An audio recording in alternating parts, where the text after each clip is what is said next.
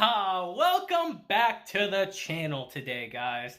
It's Thursday, so you know what that means. We got a banger episode of Call of the Night today. And before we get in, I do want to say, I was wrong. I was wrong in my last week's episode of Call of the Night, where I said that the girl who was introduced at the end of the episode was the one who asked him out. She's not. And I especially know this because I am now a manga reader of Call of the Night. And I absolutely love the series. It's so good. To the point where I think the anime enhances this show to an absurd level. Reading the manga has made me appreciate how incredible the anime actually is, guys. Believe me when I say that. Like, you want to talk about breathing life into a series? This show does that.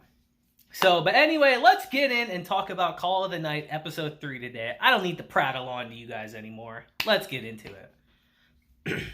So our episode begins immediately where our last one left off, with Ko apparently walking home when his wristwatch goes off. He's like, all right, well, who's this? What's going on? And it's here that we get introduced to Akira. A pretty important character for our show moving forward, actually. And one of Ko's old friends from school. Now, the whole crux of our episode today is really centered around friendship and what it really means to be a friend. What is the definition of a friend? And I think Akira perfectly exemplifies this fact. Because I was right about one thing. They were childhood friends, actually. They've known each other for a very long time. And she even brings that up, because Ko mentions to her, like, well, why do you have my wristwatch? Like, what's going on? And she's like, dude, you put it on my mailbox. Like, what are you doing? And Ko's like, I never knew that was her mailbox. I never knew where her apartment was. Because they live in the same apartment complex, guys. But he never knew what her room was, so this dumbass put it on her mailbox by accident when he left it up top in the previous episode.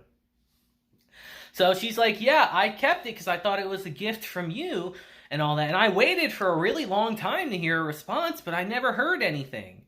But since you haven't been coming to school lately, I got kind of curious. So I picked it up and I decided to use it. And I got a response all of a sudden.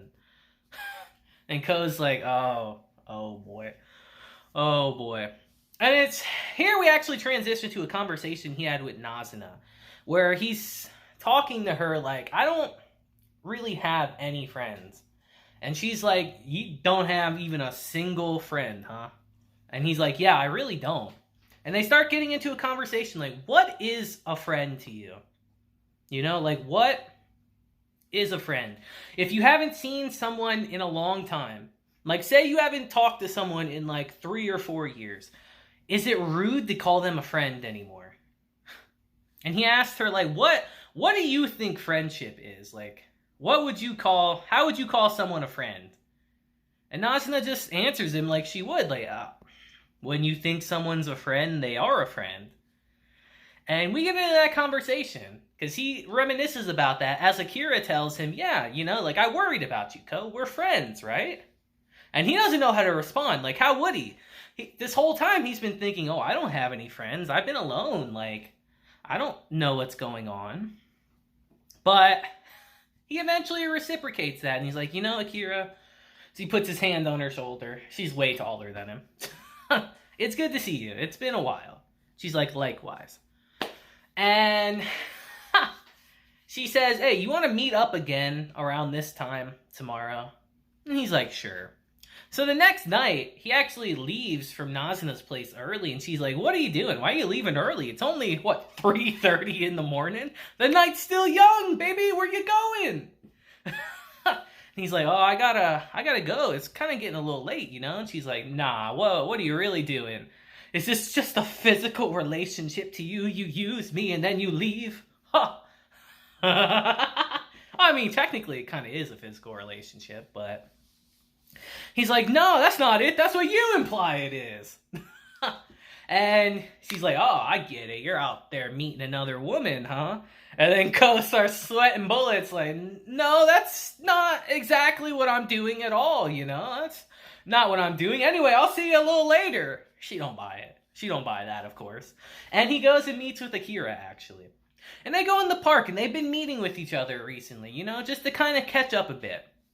But it's a little awkward between them, because they're not really talking that much, you know? It's been a while, so there's not really much for them to say. They exchange little bits of information here and there with each other. But Ko finds it a little weird, so he actually asks her, like, hey, like, do you enjoy us hanging out like this? And she's like, do you? And he's like, it's not that I don't, but it's you know. And she's like, well, I do, you know. And let me tell you guys this. This is not a spoiler, but these two are better friends than even they know. Because they are so similar with each other. We'll leave it at that for now, but just remember, they are extremely similar to each other. And she tells him that, yeah, I enjoy being around you, you know, it's fun. And this is where Nazuna shows up. She's sneaking around the tree looking like, oh, so this is what you've been doing, huh? Coming out here alone at night with a girl. And Ko's like, oh shit, she's pissed. She's pissed at me. What am I gonna do? What am I gonna do? And she's like, nah, good for you, bro.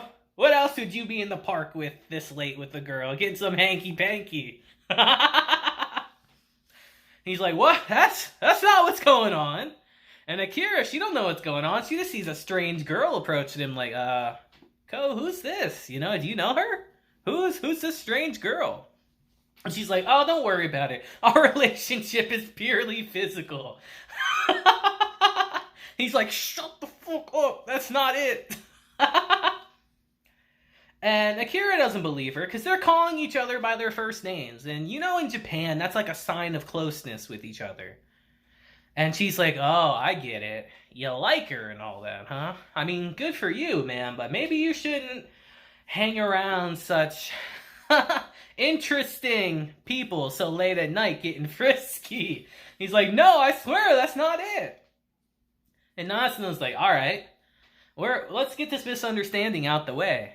And she pulls Ko in and sucks his blood right in front of her. And she's just like, well, what is going on here? What is going on here? What just happened? Why do you have those marks on your neck? And she's like, well, I'm a vampire, duh. So they actually go to a cafe/bar, and they start discussing the situation amongst themselves. And like any normal person, Akira starts asking him, like, so why you let her suck your blood? Like, what is the situation here? And he doesn't answer that question. He can't answer that. That's a pretty personal question, actually. But then she starts asking, is this the reason why you haven't went to school anymore? And he just tells her, like, you know, no, this isn't exactly the reason why. It's just that at some point, it became uneventful. You know, it felt kind of pointless. It wasn't fun anymore.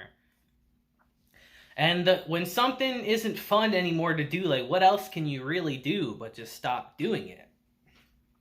And it's here that she explains to him that, yeah, I feel the same way. I don't enjoy going to school or being at home, but I have to do it. School sucks. I hate going there, but I have to do it. And she tells him flat out, like, Ko. She even puts his hand on his leg, like, whoa, wait a minute. And even says, Ko, come back to school with me. School would be way more fun with you there. And Po kind of sits there and pauses for a second. And Natsuna's watching on, like, And she's like, oh, okay. I like you, girl. What's your name? And they formally introduce themselves to each other. And she asks him, all right, if Ko's been your friend this whole time, why haven't you tried to get in contact with him? You know, why haven't you checked up on him before? And this instantly sucks up Akira. And this kind of ticks off Nazuna. And she ends up leaving the bar, actually. Making them pay, of course, because why wouldn't she? And Ko's like, all right, well, I got to go after her, obviously. So he does. He slams money down on the table, and he runs after Nazuna. And I wouldn't really say they start arguing, but they definitely start bickering a bit with each other outside. He's like, "Are you angry?" She's like, "No, I'm not angry." "Oh, you're definitely angry." "No, I'm not angry, I promise." He's like, "Well, if you don't tell me how you feel, how am I supposed to know?" And she gets pissed, flies off, flicks him off, all that. And he's like, "All right, you won't tell me why you're angry? Well, fine, I won't lose you." And of course he instantly does. And in this scene, we get the song from episode 2 again that I love. I'd like to, I think it's the OST for the series, so I think we'll hear that song pretty often, which I love. That shit's great. And we even got a different chorus of it, too. I believe we got the second half of it, the second chorus of it. So we weren't just listening to the same part again, because that part slaps. But he's out there looking for her, and he just can't freaking find her anywhere. She is a vampire, after all. She can fly and jump from building to building, bro. Like, you're not finding her very easily. So he spends actually all night out there looking for her. And then eventually he's on a walkway. He's like, "Oh, I'm freaking exhausted." Trips, busts his face open, got blood coming out his mouth. And he's just sitting there like, shit, how am I going to find her? Then all of a sudden, curiosity gets the best of him, and he plays with the transceiver on his arm, and then he gets a response. And he hears that the other calm's on too, meaning that she's close by. And he's like, "All right, Nazuna, like, I'm sorry about what happened. Over." And they start talking a bit with each other, actually. And he says, "Look, I'm sorry I was meeting with a friend of mine behind your back." And she's like, why would I be mad about something like that? And then he just flat out tells her, like, "Hey, I'm not used to arguing with people, you know? I don't know why you're so upset. So if you could you tell me why, please?" And it's at this point that she appears in front of him. Because he says he wants to make up with her. And she appears in front of him and says, "Oh, our relationship's at the point where we gotta make up with each other, huh?" And she starts explaining that, you know, our relationship is actually purely physical. So is there a point for us making up? And he starts explaining to her, like, "Yeah, you know, like, I want to make up with you. I want to be together with you and all that." And he starts asking her, like, "All right, why are you so mad? What got you so mad earlier?" And she just tells him, like, "You know, when she asked you to come back to school with her, why didn't you answer her right away?" And he's just like, "Wait, that's why you're so mad?" And she's like, "Yeah, you know, I kind of want to know." "I kind of want to know why." And he's like, "Well, the reason why I didn't answer right away is because how can I tell my friend that, hey, I'm not coming to school anymore because I want to be an immortal vampire?" Like, how am I supposed to tell someone this? Like, what? Like, that's just common sense. I can't just bring that up like, "Oh yeah, I want to be a vampire too." And she's like, "Oh." Kind of a misunderstanding on both parts. And then she notices that he has the blood dripping from him. And she's like, "Oh, what happened? Why are you bleeding?" He's like, "Oh, I tripped over there."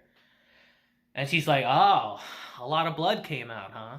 And she kisses him in this point to get the blood. And I'll be real, guys, when I saw this scene in the manga, I was like, yo, we're doing this already, huh? Even in the anime, I'm like, okay, guys. I like. And she's like, "You know, I think that'll be enough blood from now." And as she's leaving, she says, "You know, you have human friends now. So does that mean you have a vampire friend now, too?" And as she leaves, she says, "See you later, friend." And he's just sitting there dumbfounded like, I don't think friends normally kiss each other like that. And that's how our episode ends. You know, it was a good episode. We got introduced to a pretty important character moving forward in our series, Akira. Who, not to get into spoilers, but just imagine her as like his human link, you know? Imagine Nazuna as his link to vampires and the supernatural and all that. And imagine Akira as his link to humanity. You know? If you think about it that way, she's a very important character. But I don't know. You guys let me know what you thought of this episode down below. You know, just more Call of the Night greatness. The ending's a banger. The visuals are a banger. The whole episode's still a vibe. So you guys let me know what you think down below. Like I said, this is my favorite show this season. And I was surprised by it, but it definitely is. So let me know what you think down below. Again, 3 times the charm. But that'll be it for this episode, guys. You know, so I hope you have a great day, week, month, and year. And until next time, just deuces. Have a blessed day. And pray you find a vampire that can clean up your blood like that.